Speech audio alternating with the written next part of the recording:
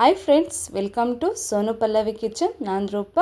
ಇವತ್ತಿನ ವಿಡಿಯೋದಲ್ಲಿ ತುಂಬಾ ರುಚಿಯಾಗಿರುವಂತಹ ಹಾಗೆ ಸಿಂಪಲ್ಲಾಗಿ ಯಾವ ರೀತಿಯಾಗಿ ಉಪ್ಪಿಟ್ಟನ್ನು ಹೇಗೆ ಮಾಡೋದು ಅಂತ ನೋಡೋಣ.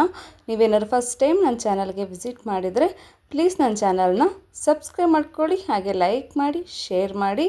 ತುಂಬಾ ಸಿಂಪಲ್ಲಾಗಿ ಹಾಗೆ ಈಸಿಯಾಗಿ ಹಾಗೆ ರುಚಿಯಾಗಿ ಯಾವ ರೀತಿಯಾಗಿ ಮಾಡೋದು ಅಂತ ನೋಡೋಣ ಬನ್ನಿ. ಮೊದಲಿಗೆ ನಾನಿಲ್ಲಿ ಒಂದು ಕಡಾಯಿಯನ್ನು ತೊಗೊಂಡಿದ್ದೀನಿ. ಕಡಾಯಿ ಬಿಸಿಯಾದ ನಂತರ ಒಂದು ಬೌಲ್ನಷ್ಟು ನಾನಿಲ್ಲಿ ಉಪ್ಪಿಟ್ಟು ರವೆಯನ್ನು ಸೇರಿಸ್ಕೊತಾ ಇದ್ದೀನಿ. ಹಾಗೆ ಒಂದು ಅರ್ಧ ಸ್ಪೂನಷ್ಟು ಎಣ್ಣೆಯನ್ನು ಸೇರಿಸ್ಕೊಂಡಿದ್ದೀನಿ. ಮೀಡಿಯಮ್ ಫ್ಲೇಮಲ್ಲಿ ಇಟ್ಕೊಂಡು ರವೆ ಕಲರು ಸ್ವಲ್ಪ ಚೇಂಜ್ ಆಗಬೇಕು, ಅಲ್ಲಿವರೆಗೂ ಕೂಡ ಫ್ರೈ ಮಾಡ್ಕೊಳ್ಳೋಣ. ಆಲ್ರೆಡಿ ನಾನು ತರಕಾರಿ ಉಪ್ಪಿಟ್ಟನ್ನು ಯಾವ ರೀತಿಯಾಗಿ ಮಾಡೋದು ಅಂತ ವಿಡಿಯೋ ಶೇರ್ ಮಾಡಿದ್ದೀನಿ ಫ್ರೆಂಡ್ಸ್. ನೀವಿನ್ನು ನೋಡಿಲ್ಲ ಅಂದರೆ ಡಿಸ್ಕ್ರಿಪ್ಷನ್ ಬಾಕ್ಸಲ್ಲಿ ಲಿಂಕನ್ನು ಕೊಟ್ಟಿರ್ತೀನಿ, ಒಂದು ಸಲ ಚೆಕ್ ಮಾಡಿಕೊಡಿ. ಇಷ್ಟ ಆದರೆ ಪ್ಲೀಸ್ ನನ್ನ ಚಾನಲ್ಗೆ ಸಬ್ಸ್ಕ್ರೈಬ್ ಆಗೋದನ್ನು ಮರಿಬೇಡಿ.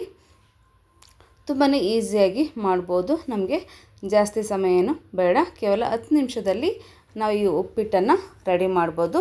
ನೋಡಿ, ಇಷ್ಟು ರವೆ ಕಲರ್ ಚೇಂಜ್ ಆದರೆ ಸಾಕು. ನಂತರ ಅದನ್ನು ನಾನು ಒಂದು ಪ್ಲೇಟಿಗೆ ಎತ್ತಿಟ್ಕೊಂಡಿದ್ದೀನಿ. ನಂತರ ಅದೇ ಕಡಾಯಿಗೆ ಒಂದು 3 ಟೇಬಲ್ ಸ್ಪೂನಷ್ಟು ಎಣ್ಣೆಯನ್ನು ಸೇರಿಸ್ಕೊಂಡಿದ್ದೀನಿ. ಎಣ್ಣೆ ಬಿಸಿ ಆದ ನಂತರ ಸ್ವಲ್ಪ ಸಾಸಿವೆ ಹಾಗೆ ಸ್ವಲ್ಪ ಜೀರಿಗೆಯನ್ನು ಸೇರಿಸ್ಕೊತಾ ಇದ್ದೀನಿ. ನಂತರ ಸ್ವಲ್ಪ ಕಡಲೆ ಬೀಜವನ್ನು ಸೇರಿಸ್ಕೊತಾ ಇದ್ದೀನಿ. ಹಾಗೆ 1 ಸ್ಪೂನಷ್ಟು ಕಡಲೆಬೇಳೆ, 1 ಸ್ಪೂನಷ್ಟು ಉದ್ದಿನಬೇಳೆಯನ್ನು ಸೇರಿಸ್ಕೊತಾ ಇದ್ದೀನಿ. ಕಡಲೆ ಬೀಜದ ಕಲರು ಸ್ವಲ್ಪ ಚೇಂಜ್ ಆಗಬೇಕು, ಅಲ್ಲಿವರೆಗೂ ಕೂಡ ಫ್ರೈ ಮಾಡ್ಕೊಳ್ಳೋಣ. ಲೋ ಫ್ಲೇಮಲ್ಲಿ ಇಟ್ಕೊಂಡು ಫ್ರೈ ಮಾಡ್ಕೋಬೇಕಾಗುತ್ತೆ. ಹಾಗೆ ನಾನು ಹೆಸರುಕಾಳು ಬಸರನ್ನು ಹೇಗೆ ಮಾಡೋದು ಅಂತ ವಿಡಿಯೋ ಅಪ್ಲೋಡ್ ಮಾಡಿದ್ದೆ ಫ್ರೆಂಡ್ಸ್. ಎಲ್ಲರೂ ಕೂಡ ತುಂಬಾ ಇಷ್ಟಪಟ್ಟಿದ್ದಾರೆ. ನೀವೇನೋ ನೋಡಿಲ್ಲ ಅಂದರೆ ಡಿಸ್ಕ್ರಿಪ್ಷನ್ ಬಾಕ್ಸಲ್ಲಿ ಲಿಂಕನ್ನು ಕೊಟ್ಟಿರ್ತೀನಿ, ಒಂದು ಸಲ ಚೆಕ್ ಮಾಡ್ಕೊಳ್ಳಿ ಫ್ರೆಂಡ್ಸ್. ನಂತರ ಒಂದು 4 ಹಸಿರು ಮೆಣಸಿನ್ಕಾಯಿನ ಈ ರೀತಿ ಉದ್ದವಾಗಿ ಕಟ್ ಮಾಡಿ ಸೇರಿಸ್ಕೊಂಡಿದ್ದೀನಿ. ನಾವು ಒಣಮೆಣ್ಸಿಕಾಯಿ ಕೂಡ ಸೇರಿಸ್ಕೋಬೋದು, ನಿಮ್ಮ ಇಷ್ಟ ಯಾವ್ದು ಬೇಕೋ ಅದನ್ನು ನೋಡಿಬಿಟ್ಟು ಸೇರಿಸ್ಕೋಬೋದು. ನಿಮ್ಮ ಖಾರಕ್ಕೆ ಅನುಗುಣವಾಗಿ ನೋಡಿಕೊಂಡು ನೀವು ಹಸಿರು ಮೆಣಸಿನ್ಕಾಯಿ ಅಥವಾ ಒಣಗಿರೋ ಮೆಣಸಿನ್ಕಾಯಿನ ಸೇರಿಸ್ಕೋಬೋದು. ಹಾಗೆ ಸ್ವಲ್ಪ ಕರಿಬೇವನ್ನು ಕೂಡ ಸೇರಿಸ್ಕೊಂಡಿದ್ದೀನಿ. ನಂತರ 2 ಮೀಡಿಯಮ್ ಸೈಜ್ಗಳನ್ನ ಈ ರೀತಿ ಉದ್ದವಾಗಿ ಕಟ್ ಮಾಡಿ ಸೇರಿಸ್ಕೊತಾ ಇದ್ದೀನಿ. ಈರುಳ್ಳಿ ಕಲರು ಸ್ವಲ್ಪ ಚೇಂಜ್ ಆಗಬೇಕು.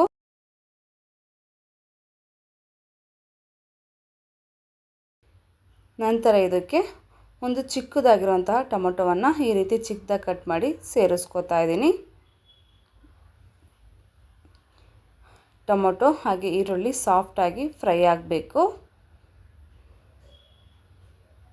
ಒಂದು ಲಿಡ್ ಕ್ಲೋಸ್ ಮಾಡಿ ಒಂದು 2 ನಿಮಿಷ ಬೇಯಿಸ್ಕೊಂಡಿದ್ದೀನಿ. ನೋಡಿ, ಇಷ್ಟು ಸಾಫ್ಟಾಗಿ ಫ್ರೈ ಆದರೆ ಸಾಕಾಗುತ್ತೆ. ಈಗ ಇದಕ್ಕೆ ನಾವು ನೀರನ್ನು ಸೇರಿಸ್ಕೋಬೇಕಾಗುತ್ತೆ. ನಾನಿಲ್ಲಿ 1 ಬೌಲ್ ರವೆಗೆ 3 ಬೌಲ್ನಷ್ಟು ನೀರನ್ನು ಸೇರಿಸ್ಕೊತಾ ಇದ್ದೀನಿ. ಆಗ ಅಳತೆ ಪರ್ಫೆಕ್ಟಾಗಿರುತ್ತೆ. 3 ಬೌಲ್ನಷ್ಟು ನಾನಿಲ್ಲಿ ನೀರನ್ನು ಸೇರಿಸ್ಕೊತಾ ಇದ್ದೀನಿ.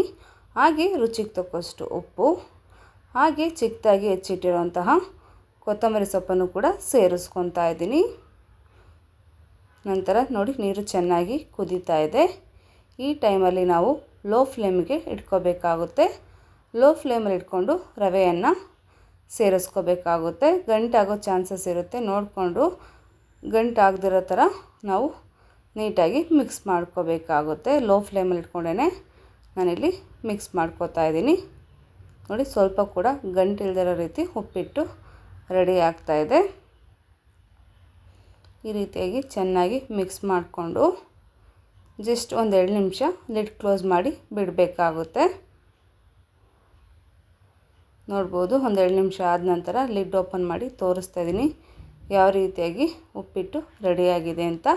ಈಗ ರೆಡಿಯಾಗಿರೋಂತಹ ಉಪ್ಪಿಟ್ಟನ್ನು ನಾನಿಲ್ಲಿ ಒಂದು ಪ್ಲೇಟಿಗೆ ಹಾಕ್ತಾಯಿದ್ದೀನಿ. ನೋಡ್ಬೋದು, ನೋಡಿದ್ರಲ್ಲ ಫ್ರೆಂಡ್ಸ್, ಯಾವ ರೀತಿಯಾಗಿ ತುಂಬಾ ಈಸಿಯಾಗಿ ಹಾಗೆ ತುಂಬಾ ರುಚಿಯಾಗಿ ಉಪ್ಪಿಟ್ಟನ್ನು ಯಾವ ರೀತಿಯಾಗಿ ಮಾಡೋದು ಅಂತ. ಇವತ್ತಿನ ವಿಡಿಯೋ ನಿಮಗೆ ಇಷ್ಟ ಆಗಿದೆ ಅಂತೇಳಿ ಭಾವಿಸ್ತೀನಿ. ಇಷ್ಟ ಆಗಿದರೆ ಪ್ಲೀಸ್ ನನ್ನ ಚಾನಲ್ನ ಸಬ್ಸ್ಕ್ರೈಬ್ ಮಾಡ್ಕೊಳ್ಳಿ, ಹಾಗೆ ಲೈಕ್ ಮಾಡಿ, ಶೇರ್ ಮಾಡಿ. ಆದಷ್ಟು ಈ ವಿಡಿಯೋನ ನಿಮ್ಮ ಫ್ರೆಂಡ್ ಜೊತೆ ಹಾಗೆ ಫ್ಯಾಮಿಲಿ ಜೊತೆ ಶೇರ್ ಮಾಡಿ. Thank you for watching. ಮತ್ತೆ ಒಂದು ಹೊಸ ವಿಡಿಯೋದಲ್ಲಿ ಸಿಗೋಣ.